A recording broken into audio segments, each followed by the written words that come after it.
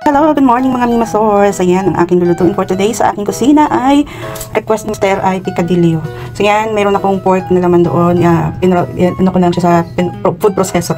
Nabubulol ako. Yan, bali food processor ko siya. Tapos ayan pong aking sahog sa aking picadillo. Pero syempre, bago ako mag-start magayat at magluto, i-recap ko lang po yung presyo ng aking pinabili. Kung yung total. Ito, total nito, ayan, total nitong tomato paste, bell pepper, carrot, patatas, paminta, at chocolate na pork flavor ay 100 pesos, sarado. Tapos, ito namang pork ay, kasi yung kalahating kilo, hinati ko lang din siya. So, mga nasa 100 plus. Mga ganun, more or less 100. Hindi ko na kasi tinimbang. And nag-add ako dito ng isang hotdog. So, yan, 200 plus. And i-add mo na rin ito. So, mga nasa, siguro, mga, wala pang 250 itong ulam na to namin. At ano, good for lunch, dinner, and baka hanggang almusal pa namin. So yan, magagayat muna ako. And nagayat-gayat ko na ang mga sangkap, mga gulay, ating sahog. So, ito na, mag-start na talaga akong magluto.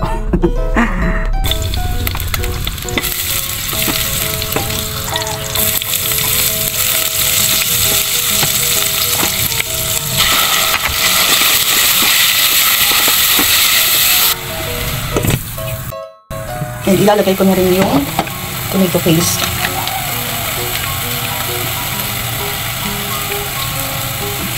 So may natira pang mga kalahati. Pwede pang gamitin next na luto.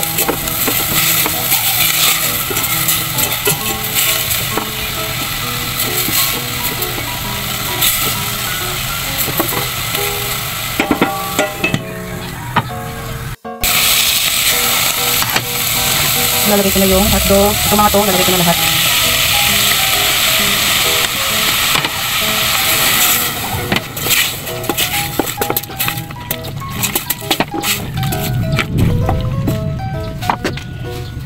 Lagay ko na rin ang chocolate na pork flavor at ang paminta.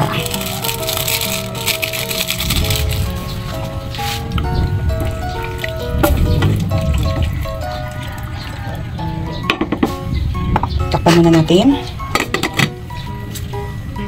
Ayan.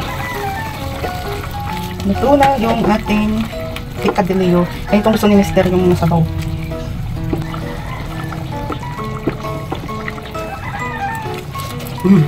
Okay na. So, ginagawa ko dito, para kasi may tomato sauce, may tomato paste siya, or may ano. Lalagay ako ng konting suka. Parang pinaka-preservative niya. Dahil medyo magtatagal yan maubos. So, ayan. Hintayin ko lang siyang kumuloyin. Okay na yan. Pasingawin ko lang yung amoy ng suka. And hindi naman yan maglalasang suka. Basta lang para hindi siya mabilis mapanis. Kasi meron nga siyang tomato paste. Pero lutong-luto naman yung tomato paste ko. Basta may tomato paste at saka tomato sauce, dapat lutong-luto yung ating mga sauce o yung mga ulam.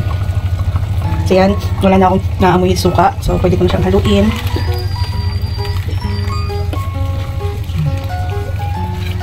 Tikman natin ulit.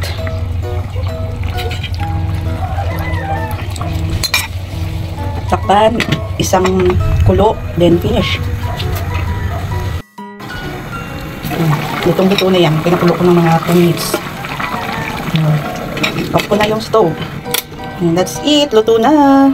Bye-bye.